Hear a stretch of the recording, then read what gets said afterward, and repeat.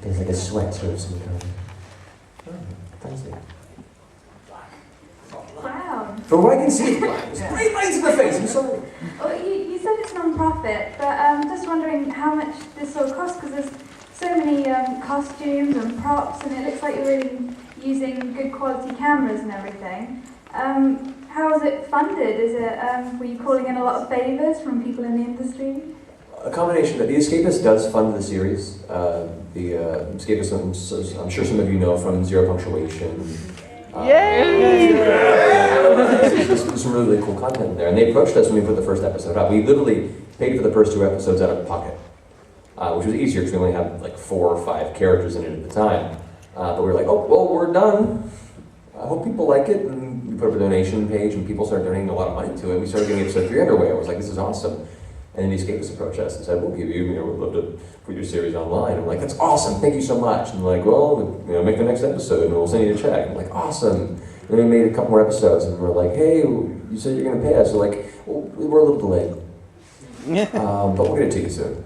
And so we've had some payment things situations. But I can't actually give any number to how much we're spending on it because contractually I'm not supposed to talk about it. But I can tell you it's not a lot. It's internet money. Yeah, it is $7. Which to a pound conversion is not a lot at all. Are you just flashing gang signs now? Good.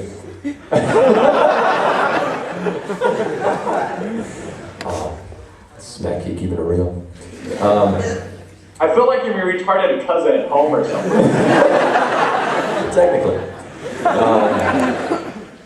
But no, it's not a lot of money. It tends to go over budget because we have much larger scope than we anticipated. We want at this point in the series. It's like, can we get a prison to film in? No. Then let's build one.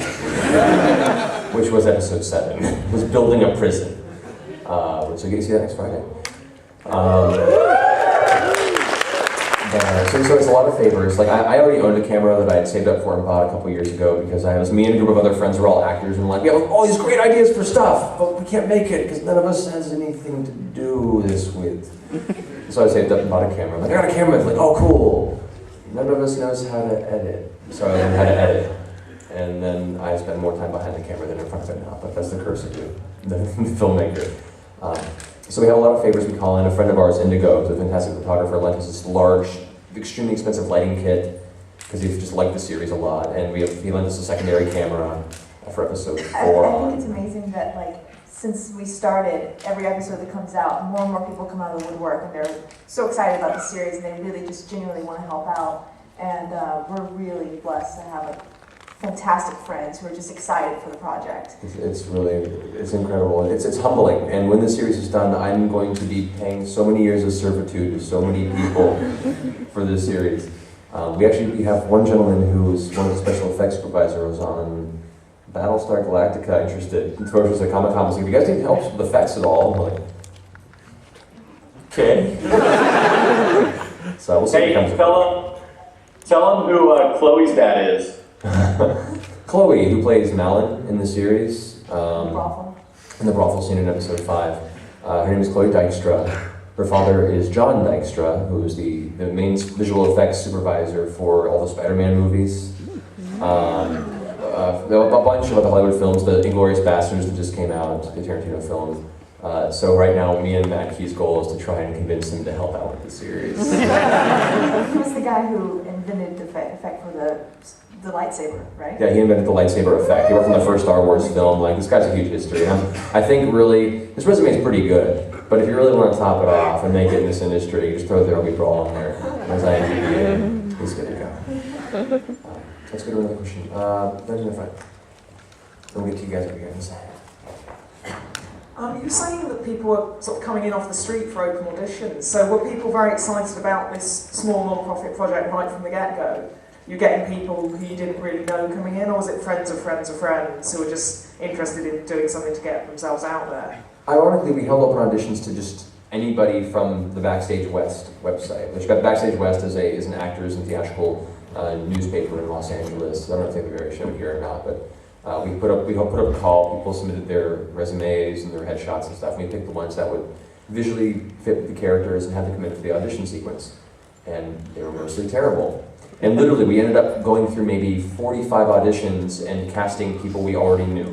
They were actually interested in auditioning just for this little project. Now, how does that tend to work? They were interested in auditioning because they're starving actors in Los Angeles that need things for their resume. We had a couple people that were generally like, I grew up playing video games and sounds kind of a cool idea, but to be perfectly honest, when you read the first breakdown for the series, it's a dark, serious Nintendo parody. I think that sounds pretty stupid. Like, okay, sure. Exactly, the Luigi drug dealer? Alright, you know, it's... Oh, Mackie, were you not skeptical when you first came into the audition? Well, yeah, but I was skeptical because it was at your apartment in Van Nuys, the porn capital of the world. and I didn't know you. You were like, hey, you don't know me, come to the porn capital of the world and audition for me in my apartment. Which, for the record, he booked the audition. It was a really good audition. We can't show you that right now. We tried it earlier. No, don't be in the X-rated audition reel. But no, there was interest at the get-go, mainly just from the standpoint of actors looking for work and seeing a breakdown. Oh, I can kind of pull off Mario. You know, Mario and Luigi are very high-profile characters, and as far as video games go in modern society, so it was fairly easy to get people involved in that. But it wasn't until the first episode started that we started getting people really contacting us. Like, we got emails from Australia, like, I will fly out there to be in your series. And it's like, well, you need to send me a headshot and a resume. And you know what? Thank you for the interest. This is going to be very difficult. But yeah, no, so it's the channels were similar to that. But yeah, cool. Let's actually.